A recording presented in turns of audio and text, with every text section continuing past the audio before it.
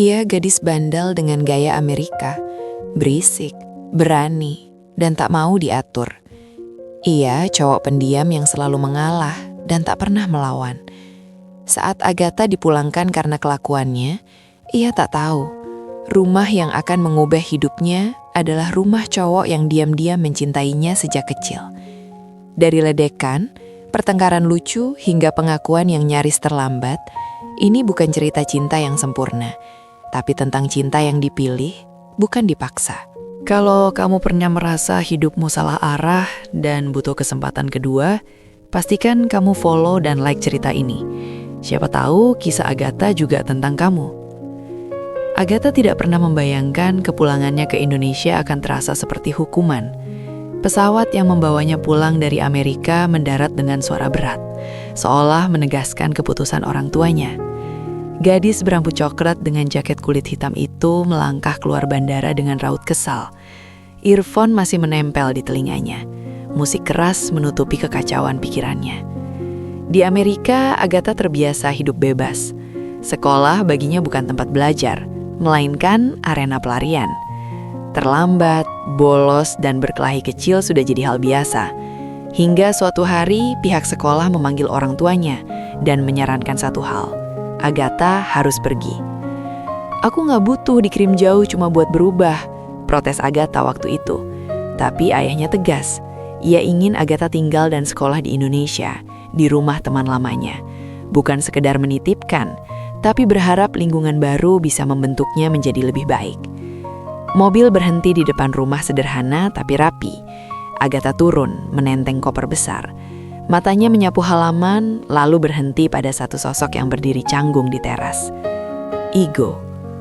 Agatha menyipitkan mata, lalu tersenyum miring. "Serius kamu?" katanya setengah mengejek. Igo terdiam. Rambutnya masih rapi, wajahnya dewasa tapi ekspresinya tetap polos seperti dulu. Ia tidak menyangka pertemuan itu akan terjadi secepat ini. "Kamu berubah," gumamnya, pura-pura datar. Agatha terkekeh. "Kamu enggak." Igo mendengus kecil, menahan senyum. Ia merasa kesal, kaget sekaligus senang, perasaan yang tak ingin ia akui. Agatha, gadis kecil yang dulu sering menarik tasnya dan menertawakannya, kini berdiri di hadapannya dengan aura yang jauh berbeda. Di dalam rumah, orang tua mereka berbincang hangat, seolah menyusun masa depan tanpa melibatkan perasaan dua remaja itu. Agatha duduk santai di sofa, kaki disilangkan, menatap sekitar. Hidup barunya dimulai di tempat yang tak pernah ia rencanakan. Dan tanpa ia sadari, rumah ini bukan hanya tempat tinggal sementara, tapi awal perubahan besar dan pertemuan dengan seseorang yang tak pernah benar-benar pergi dari hidupnya. Pagi pertama Agatha di rumah itu dimulai dengan suara alarm yang memekakan telinga. Ia menggeliat malas, lalu mematikan alarm dengan kasar.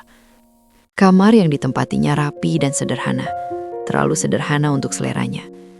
Agatha duduk di tepi ranjang, menghela napas panjang.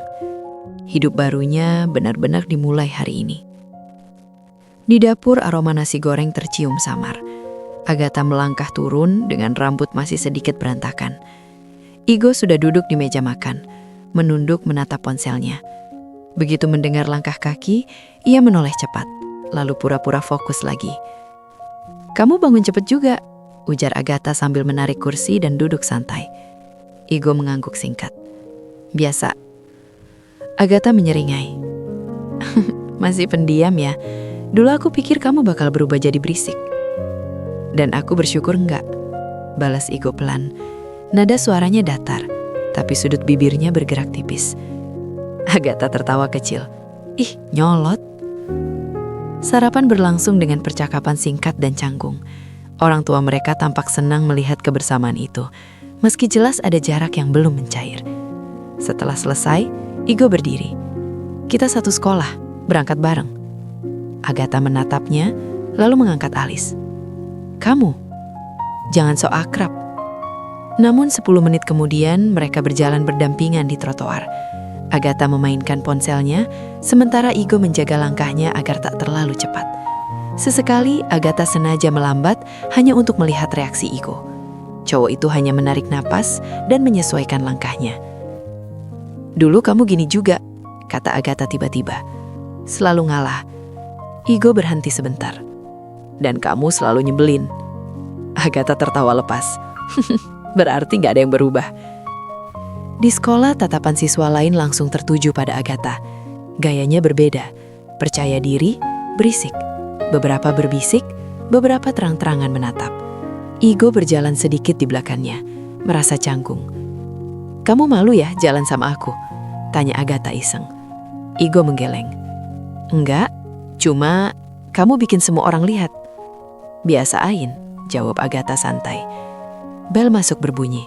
Mereka berpisah di lorong kelas. Agatha menoleh sekali lagi, mendapati Igo menatapnya. Bukan tatapan kesal, tapi khawatir. Jangan bikin masalah di hari pertama, kata Igo. Agatha tersenyum kecil. Aku gak janji. Igo menghela napas. Canggung, melelahkan, tapi entah kenapa ia merasa hari-harinya akan jauh dari kata membosankan. Dan bagi Agatha, pertemuan itu membuktikan satu hal. Hidup barunya mungkin tak semenyebalkan yang ia bayangkan. Hari kedua di sekolah, Agatha datang dengan langkah santai dan senyum penuh percaya diri. Rambutnya diikat asal, jaket tipis menempel di bahunya, dan tas digantung sebelah. Cara jalannya saja sudah cukup membuat beberapa siswa menoleh 2 kali. Ia seperti membawa suasana lain ke sekolah itu. Lebih berisik, lebih bebas. Di dalam kelas, Agatha duduk di bangku belakang. Belum 5 menit, bisik-bisik mulai terdengar. Itu anak baru ya? Gayanya beda banget. Katanya dari luar negeri. Agatha mendengar semuanya, tapi memilih cuek. Ia bersandar, mengetuk-ngetuk meja dengan pensil, seolah tak peduli pada penilaian orang. Baginya, perhatian seperti ini sudah biasa.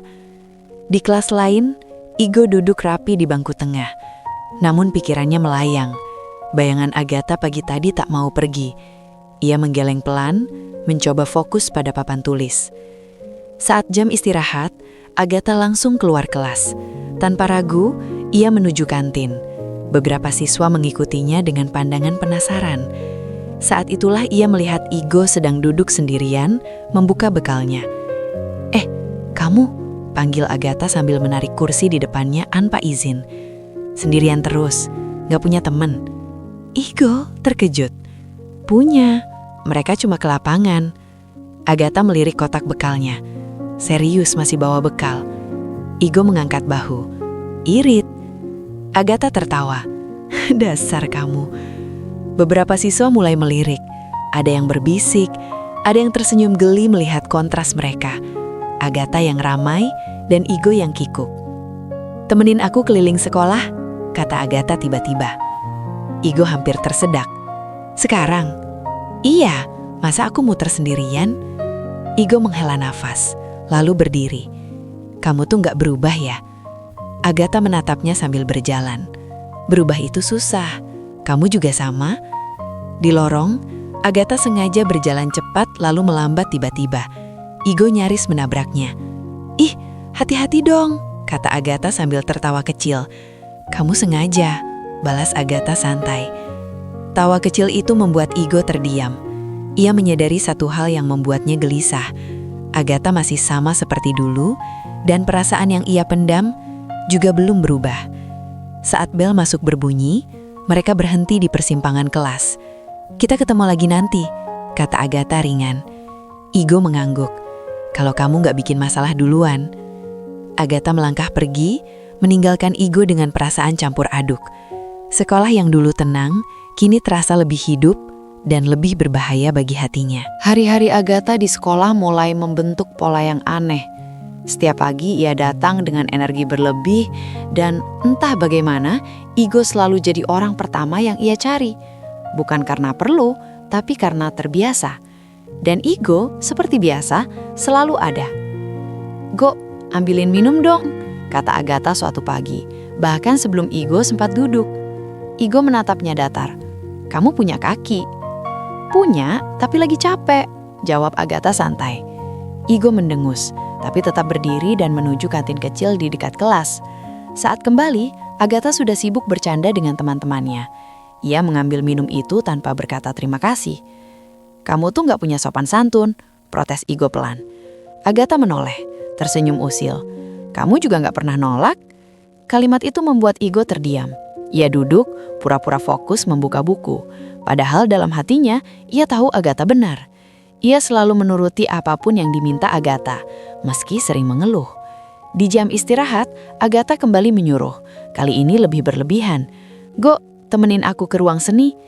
Kamu mau ngapain? Tanya Igo curiga. Lihat-lihat, bosen.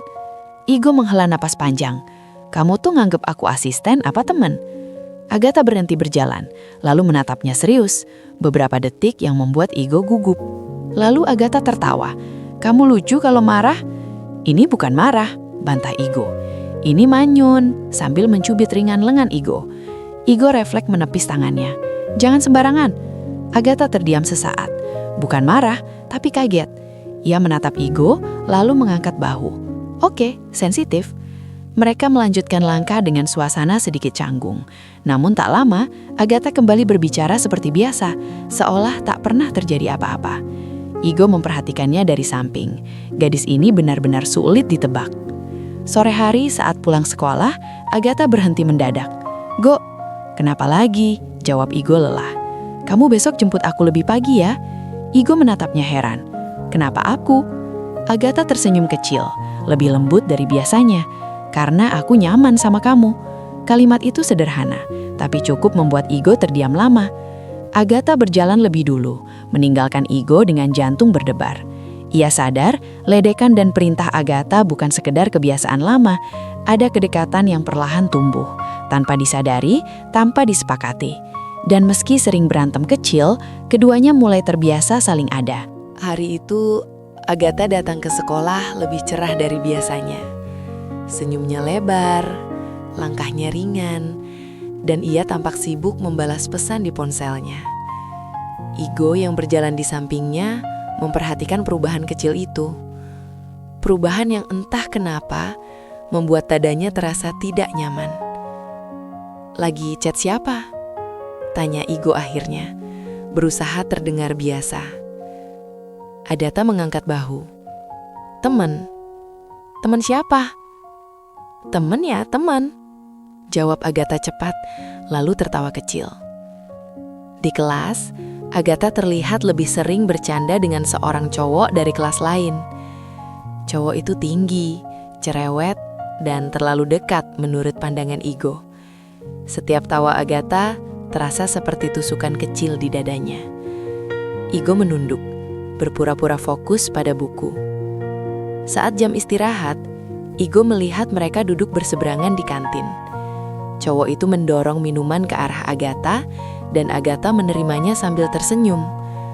Tanpa sadar, tangan Igo mengepal. Kamu gak makan? Tanya temannya. Nanti, jawab Igo singkat. Ia berdiri dan pergi tanpa tujuan jelas. Di lorong sekolah, Igo berhenti, menarik napas panjang. Ia kesal pada dirinya sendiri. Agatha bukan miliknya. Ia tidak punya hak merasa seperti ini. Sore itu, Agatha menghampiri Igo di gerbang sekolah. Go, pulang bareng yuk. Igo menoleh singkat. Aku ada urusan. Urusan apa? Penting. Agatha mengerutkan kening. Kamu kenapa sih dari tadi aneh? Igo menggeleng. Gak apa-apa. Agatha menatapnya lama, mencoba membaca ekspresinya. Kamu cemburu? Pertanyaan itu membuat Igo membeku. Enggak, jawabnya cepat. Terlalu cepat. Agatha tersenyum tipis. Kalau iya juga gak apa-apa kok. Igo menatapnya tajam. Kenapa kamu peduli? Agatha terdiam. Senyum usilnya hilang. Aku cuma nanya. Mereka berdiri dalam keheningan. Untuk pertama kalinya, jarak terasa nyata di antara mereka. Maaf Go, aku lagi capek. Agatha mengangguk pelan. Oh, ia melangkah pergi lebih dulu. Igo memandang punggungnya menjauh. Perasaan bersalah campur cemburu menekan dadanya. Malam itu, Igo sadar satu hal yang selama ini ia hindari. Perasaannya pada Agatha bukan sekedar kebiasaan lama. Dan sejak hari itu, senyum Agatha tak lagi terasa ringan di hatinya. Sejak kejadian kemarin, Agatha dan Igo jarang berbicara. Bukan karena bertengkar besar, tapi karena sama-sama tidak tahu harus memulai dari mana. Di sekolah, Agatha masih ramai dengan teman-temannya. Tapi kini, matanya sering mencari satu sosok yang sengaja menjauh. Sore itu, langit tiba-tiba menggelap. Angin bertiup kencang, dan tak lama kemudian, hujan turun deras.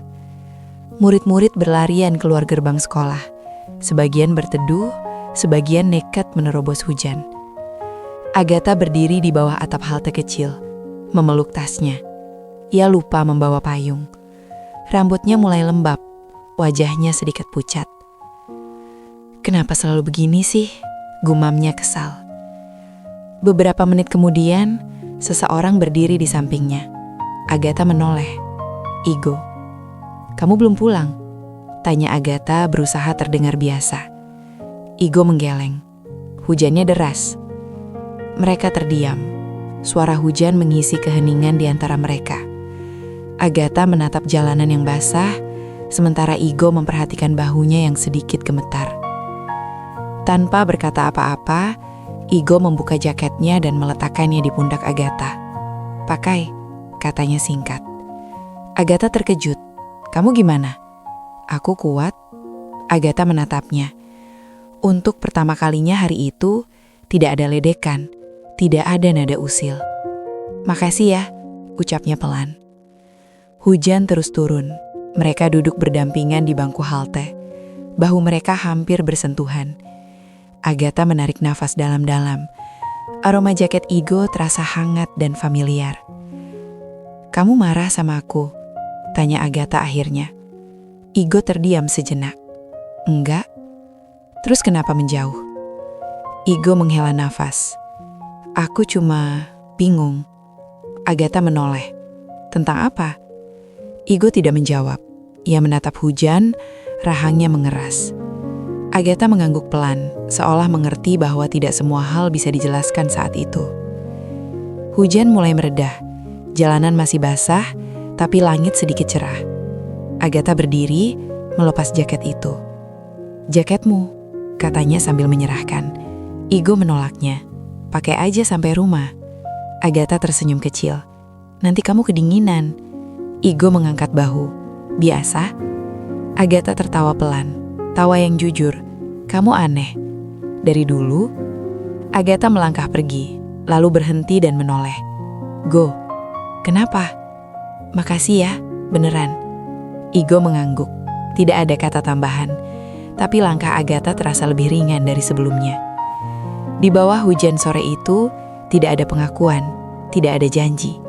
Hanya kehangatan kecil yang perlahan mencairkan jarak di antara mereka. Dan untuk pertama kalinya sejak cemburu itu muncul, Igo merasa mungkin masih ada harapan. Setelah hujan sore itu, Agatha tidak lagi sama.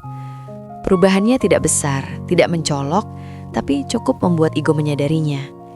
Ia tidak lagi memanggil Igo dengan nada menyuruh, tidak lagi menarik lengannya sembarangan. Bahkan ledekan khasnya kini berkurang. Pagi itu, Agatha berjalan ke sekolah di samping Igo tanpa banyak bicara. Ia tidak memainkan ponselnya, tidak juga bercanda berlebihan. Sesekali ia melirik Igo, lalu mengalihkan pandangan cepat-cepat. "Kamu kenapa?" tanya Igo akhirnya. Agatha mengangkat bahu. "Nggak kenapa-kenapa." Jawaban itu biasanya diikuti tawa, tapi kali ini tidak. Di kelas, Agatha mulai fokus mendengarkan.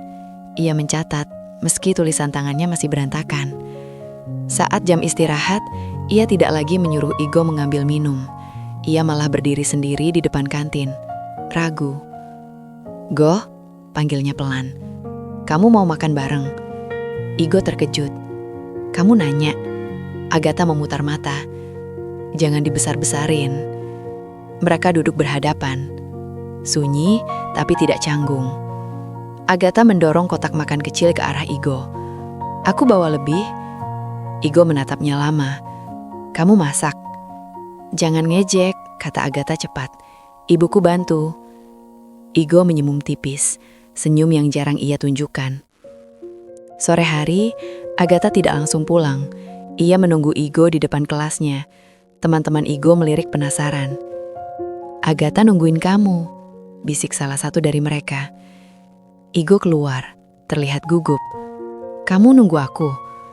Agatha mengangguk. "Iya, pulang bareng." Di jalan, Agatha tiba-tiba berhenti. "Go, kenapa? Aku dulu nyebelin ya?" Pertanyaan itu membuat Igo kaget. "Kenapa tiba-tiba?" Agatha menunduk. "Aku cuma mikir." Igo menghela nafas. "Kamu masih nyebelin?" Agatha menatapnya tajam. "Tapi," lanjut Igo cepat, "aku udah terbiasa." Agatha tertawa kecil, tawa yang lebih lembut dari biasanya. Malam itu, Igo duduk di kamarnya, memikirkan perubahan Agatha. Ia bingung. Perubahan itu membuatnya berharap, dan berharap adalah hal paling berbahaya. Sementara di kamarnya, Agatha memandangi ponselnya. Ia mengetik pesan, lalu menghapusnya berkali-kali. Akhirnya ia menulis satu kalimat sederhana. "Makasih, udah selalu sabar sama aku." Igo membacanya lama, dadanya menghangat. Perubahan kecil itu tidak diumumkan, tidak dijelaskan, tapi cukup untuk membuat dua hati yang lama diam mulai berani bergerak. Perubahan Agatha membuat Igo resah. Bukan karena ia tidak menyukainya, tapi karena harapan yang perlahan tumbuh terasa terlalu berani untuk ia pegang. Setiap senyum kecil Agatha, setiap perhatian sederhana, selalu meninggalkan satu pertanyaan di kepala Igo. Apa ini cuma sementara? Di sekolah, mereka kini sering terlihat bersama. Tidak terlalu dekat, tapi tidak juga berjauhan. Agatha mulai sering menunggu Igo di depan kelasnya. Ia tidak banyak bicara, hanya berdiri di samping, seolah kehadiran Igo sudah cukup. "Go," kata Agatha suatu sore saat mereka berjalan pulang. "Kalau aku berubah, kamu aneh nggak?" Igo menoleh. "Berubah gimana?" "Lebih kalem, nggak banyak nyebelin." Igo tersenyum kecil. "Sedikit aneh." Agatha tertawa. "Jujur banget." Langkah mereka melambat. Angin sore bertiup pelan, membawa suasana yang sulit dijelaskan.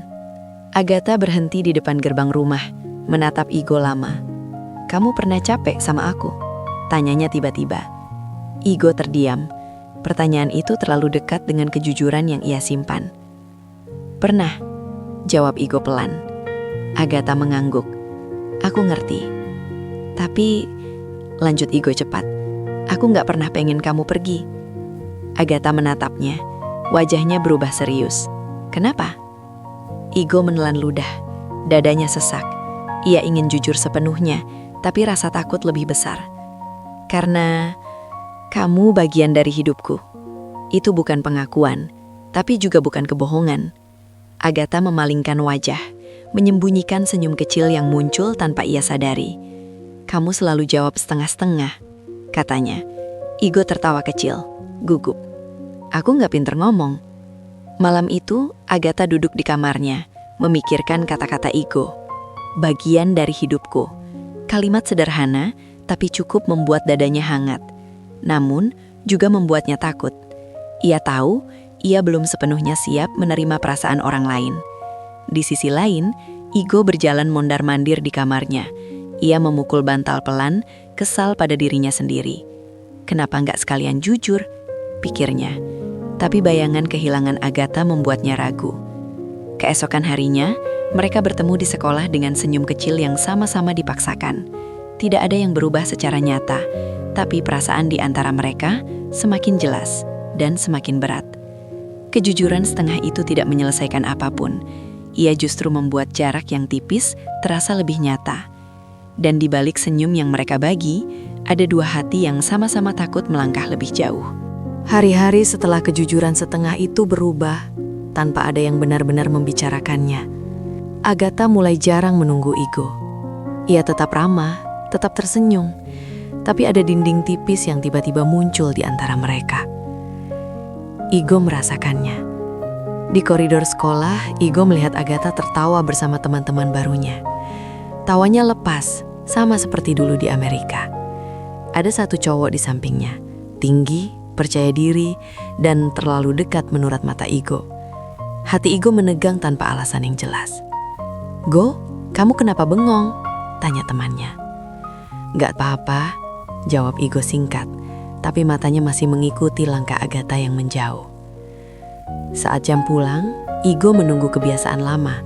Agatha muncul, berdiri di sampingnya, minta ditemani. Tapi hari itu Agatha langsung pergi, tanpa menoleh, tanpa pamit. Malamnya, Igo mengetik pesan berkali-kali, lalu menghapusnya lagi.